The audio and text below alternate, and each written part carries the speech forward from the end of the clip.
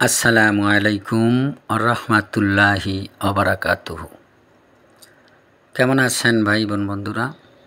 আমি আপনাদের দোয়ার বরকতে ইনশাআল্লাহ ভালো আছি। আমি আজকে আপনাদের সামনে যেই তদবিরটি দিয়ে দিলাম, আজকের তদবিরটি সুপা বলা হয়। সুপা যেটাকে বলে শত্রুতাবশত যত কাজ তাহার জন্য। আপনার শত্রুকে সুপা করে রাখা,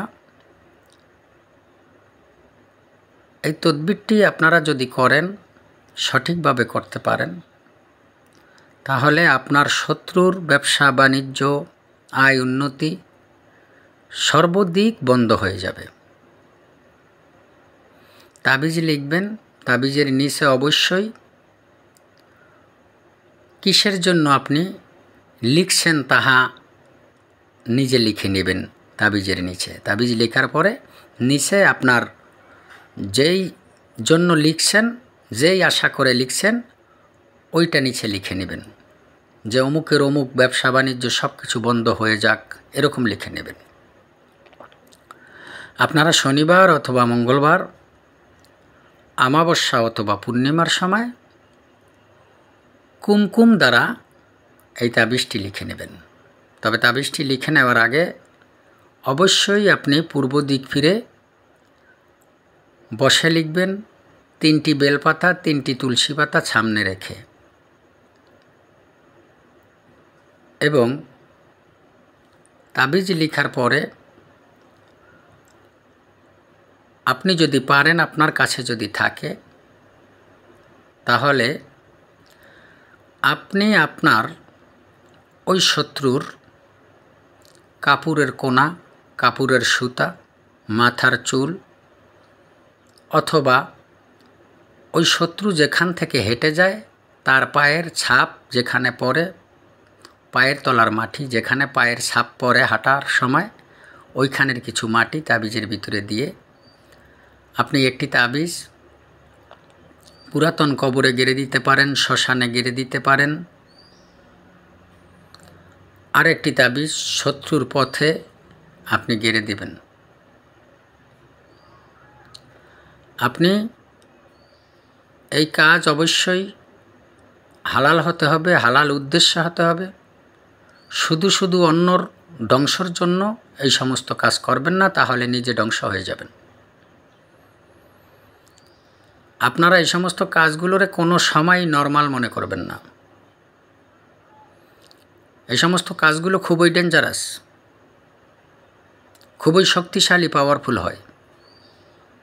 তাই আপনারা বুঝে শুনে চিন্তা ভাবনা করে আপনারা কাজ করবেন।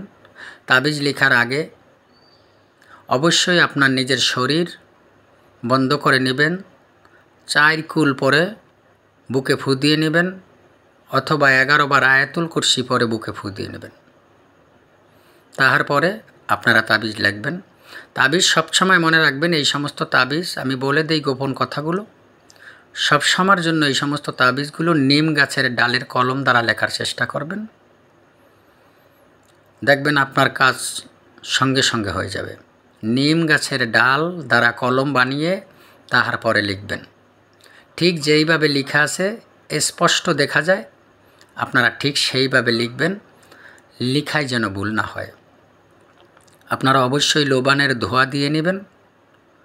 তাহার পরে গোলমরিচ এবং ধনিয়া আগুনে জ্বালিয়ে ধোয়া দিবেন। পেঁয়াজ এবং রসুনের শুকলা আগুনে জ্বালিয়ে আপনারা তাবিজে ধোয়া দিয়ে, তাহার পরে কালো সুতা দ্বারা তাবিজ পেঁচিয়ে বেঁধে নেবেন। তাহার পরে একটি তাবিজ শত্রুর পথে, চলাফেরার পথে অথবা বাড়িতে গেড়ে দিবেন, যেভাবেই হোক। আর একটি তাবিজ আপনারা 2টি পুরাতন কবরের মাঝে গেড়ে দিবেন, অথবা শ্মশানে গেড়ে দিবেন, অথবা চিতায় গেড়ে দিবেন। আপনারা সঠিকভাবে কাজ করতে পারেন। যদি সঠিকভাবে কাজ করতে পারেন, কিছু দিনের ভিতরেই আপনি দেখতে পাবেন আপনার শত্রুর অবস্থা। তাই আমি আবারও বলি, আপনারা অবশ্যই উদ্দেশ্য সঠিক রেখে কাজ করবেন। আর আপনি যেই উদ্দেশ্যে কাজ করবেন, সেই উদ্দেশ্যে তাবিজের নিচে সঠিকভাবে লিখে নেবেন। আপনারা কাজ করেন, কাজ করার পর যদি দেখেন যে আপনি উপকার পেয়েছেন, আপনার কাজ হয়েছে, অবশ্যই অবশ্যই আমার জন্য দোয়া করবেন। আল্লাহ হাফেজ।